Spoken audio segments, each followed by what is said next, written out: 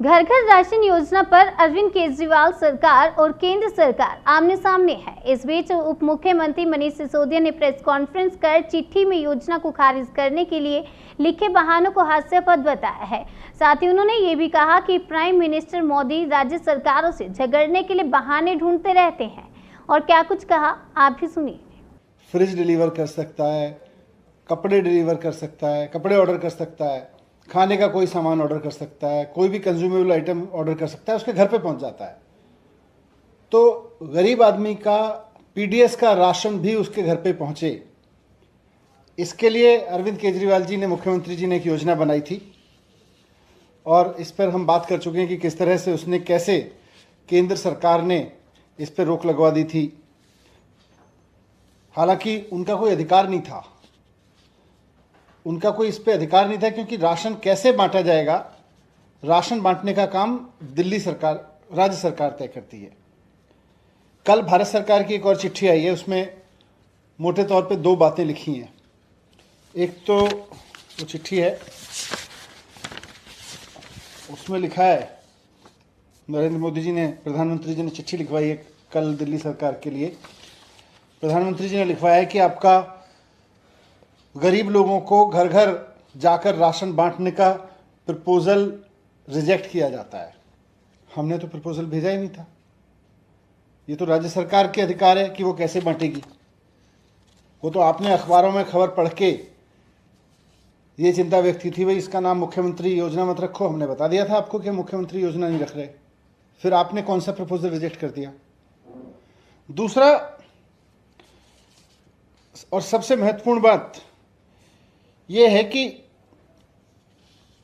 जो ये चिट्ठी लिखी है इसमें, कि गरीबों का राशन उनके घर क्यों नहीं पहुंचाया जा सकता है।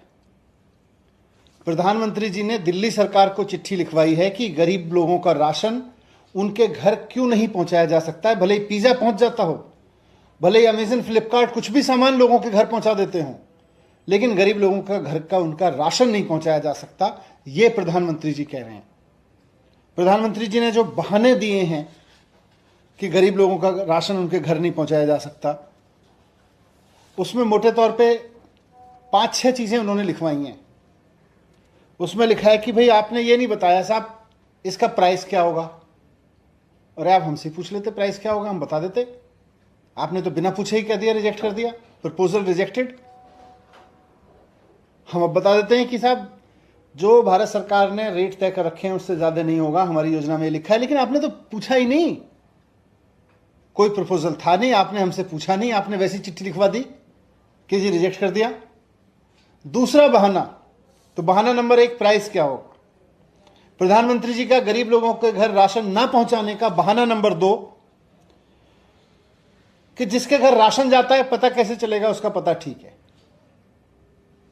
कैसे इंश्योर करोगे उसका पता ठीक है। प्रधानमंत्री जी का बहाना नंबर 3, कि ये जो गरीब लोग हैं ये तो पतली पतली गलियों में रहते हैं, तंग गलियों में रहते हैं, वहां पे राशन कैसे पहुंचाओगे। प्रधानमंत्री जी का गरीब लोगों के घर राशन ना पहुंचाने का बहाना नंबर 4, कि ये गरीब लोग तो मल्टी स्टोरी बिल्डिंग्स में भी रहते हैं, वहां मल्टी स्टोरी बिल्डिंग्स पे राशन कैसे पहुंचेगा। कोई आदमी 3rd फ्लोर पे रहता होगा, वहां राशन कैसे पहुंचेगा। कोई 2nd फ्लोर पे रहता होगा, कोई 4th फ्लोर पे रहता होगा, वहां राशन कैसे पहुंचेगा। यह बहाना नंबर 4। अगला बहाना है कि अगर किसी आदमी ने एड्रेस चेंज कर लिया तो उसके घर राशन कैसे पहुंचेगा। इससे भी और ज्यादा फनी बहाने हैं। एक बहाना है कि अगर राशन वाली गाड़ी खराब हो गई तो राशन कैसे पहुंचेगा। एक और बहाना है कि अगर रास्ते में गाड़ी ट्रैफिक में फंस गई तो राशन कैसे पहुंचेगा, इसलिए राशन का प्रपोजल रिजेक्टेड। मैं कई बार सोचता हूं, हंसी आती है प्रधानमंत्री जी के इन बहानों पर, कि क्या क्या बहाने ढूंढने पड़ रहे हैं कि गरीब आदमी के घर राशन ना पहुंचे। वो 3rd फ्लोर पे रहता है इसलिए राशन नहीं दे सकते, रास्ते में गाड़ी ट्रैफिक में फंस सकती है इसलिए राशन नहीं दे सकते, रास्ते में गाड़ी खराब हो सकती है, ये लोग पतली गलियों में रहते हैं, तंग गलियों में रहते हैं, इसलिए उनके घर राशन नहीं पहुंचाया जा सकता। पता चेंज कर लेंगे कैसे राशन पहुंचेगा, राशन नहीं पहुंचाया जा सकता इसलिए घर में नहीं दे सकते। उस गली में जिसमें वहां रहने वाले आदमी को पिज्जा पहुंच सकता है, राशन नहीं पहुंचाया जा सकता।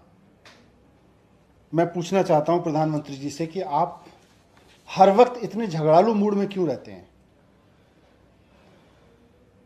देश में पहली बार इतना झगड़ने वाला प्रधानमंत्री देखा है 75 साल के इतिहास में, जो सुबह शाम राज्यों से झगड़ने में लगा रहता है, किसी से भी झगड़ने में लगा रहता है। प्रधानमंत्री जी, आप झगड़ालू प्रधानमंत्री हैं क्यों? आप कभी पश्चिम बंगाल के मुख्यमंत्री से लड़ रहे होते हैं, और मुख्यमंत्री तो छोड़िए, कभी आपको कुछ नहीं मिलता तो उनके चीफ सेक्रेटरी से लड़ने लगते हैं। मतलब पश्चिम बंगाल के चीफ सेक्रेटरी से आप झगड़ लेते हैं, ट्विटर से आप झगड़ लेते हैं, फेसबुक से आप झगड़ लेते हैं, महाराष्ट्र के सीएम से आप झगड़ लेते हैं। ये चिट्ठी में पढ़ रहा था तो मुझे लग रहा था कि एक दिन आप उठे होंगे सुबह सुबह 2 दिन पहले, और आपने अपने फूड सेक्रेटरी को कहा होगा, जी फूड सेक्रेटरी साहब आज केजरीवाल जी से झगड़ना है। आपने लिस्ट देखी होगी आज किससे झगड़ना है। अच्छा, आज केजरीवाल जी से झगड़ना है। आपने फूड सेक्रेटरी साहब को बताया होगा उनसे झगड़ना है, उनकी राशन की वो कैंसिल कर दो। तो फूड सेक्रेटरी साहब ने आपको बताया तो होगा कि दिल्ली सरकार का कोई प्रपोजल नहीं है जिसको हम रिजेक्ट कर दें, पर फिर भी आपको तो झगड़ना था। आपने कुछ बहाने ढूंढ लिए कि इस वजह से नहीं झगड़ सकते, उस वजह से नहीं झगड़, इस वजह से राशन नहीं दे सकते गरीब लोगों को, उस तरह से नहीं दे सकते। आपने उनसे चिट्ठी लिखवा दी। मैं कहना चाहता हूं प्रधानमंत्री जी, आप युवा भारत के प्रधानमंत्री हैं। 21वीं सदी के युवा भारत के प्रधानमंत्री को यह बात शोभा नहीं देती कि जिन घरों में पिज्जा पहुंचाया जा सकता है उन घरों में गरीब लोगों को राशन नहीं पहुंचाया जा सकता, क्योंकि वो 3rd फ्लोर पर रहते हैं, क्योंकि वो तंग गलियों में रहते हैं। युवा भारत के प्रधानमंत्री को यह बात शोभा नहीं देती। आप सिर्फ झगड़ने के बहाने ढूंढने के लिए इस तरह के बहाने ढूंढ रहे हैं, यह आपको अच्छा नहीं लगता। अगर आपको नहीं पता कि तीसरी मंजिल पर राशन कैसे पहुंचाया जा सकता है, तो मैं आपको कहूंगा कि आज हमारे देश के युवा चांद पे राशन पहुंचाने की औकात रखते हैं। आपको नहीं आता तो आप हमसे पूछ लेते, भाई कैसे करना चाहते हो, हम बता देते कि इस देश के युवाओं की आज इतनी औकात है कि अगर आप उनको राशन देके कहेंगे चांद पे पहुंचा के आना है, वो चांद पे पहुंचा देंगे। आप कह रहे हो 3rd फ्लोर पे नहीं पहुंचा पाएंगे युवा, तंग गलियों में ये युवा राशन नहीं पहुंचा पाएंगे गरीब आदमी का। ये पिज्जा दे आएंगे उस गली में, उस गली का आदमी कोई कपड़े मंगाएगा वो दे आएंगे, उस गली का आदमी कोई खाना ऑर्डर करेगा वो दे आएंगे। आप कह रहे हो वो युवा गरीब लोगों का राशन लेके नहीं जा सकता, तीसरी मंजिल पे नहीं जा सकता, उसके तंग गलियों में नहीं जा सकता, उसका ट्रक खराब हो सकता है रास्ते में, उसकी गाड़ी खराब हो सकती है, उसकी गाड़ी ट्रैफिक में फंस सकती है, इसलिए उसको नहीं पहुंच सकता। मैं कहना चाहता हूं प्रधानमंत्री जी, सोच बड़ी रखिए। आप सोच बड़ी रखिए। 21वीं सदी के भारत के प्रधानमंत्री हैं आप बड़ी सोच रखिए, दिल बड़ा रखिए, रास्ते तो निकल आएंगे। और हर चीज़ का रास्ता है, रास्ते पहले से हैं। जो युवा वहाँ जाके पिज़्ज़ा पहुँचा सकता है वो राशन भी लेके जा सकता है, पर आप नियत तो रखिए कि हमें उसको गरीब आदमी को पहुँचाना है। रोज़ सुबह उठ के अपनी लिस्ट चेक करने से कि आज किससे झगड़ना है, उससे बात नहीं बनेगी। आपके इस झगड़ालू स्वभाव से देश की जनता तंग आ चुकी है। अब जनता चाहती है कि आप देश चलाएं, ये झगड़ना बंद करें, रोज रोज झगड़ना बंद करें, बड़ी सोच रखें, रोज रोज झगड़ना बंद करें, थोड़ा देश चलाने पे काम करें, देश चलाने पे फोकस करें। गरीब का राशन रोकने के आपके बहाने बताते हैं कि ये बहाने आपने केवल और केवल झगड़ने के लिए निकालें। झगड़िए मत। 21वीं सदी के प्रधानमंत्री को चाहिए कि वो ऐसा सोचे जो अब तक ना किया गया हो, वो भी करने की हिम्मत रखता हो अपने युवाओं के दम पे।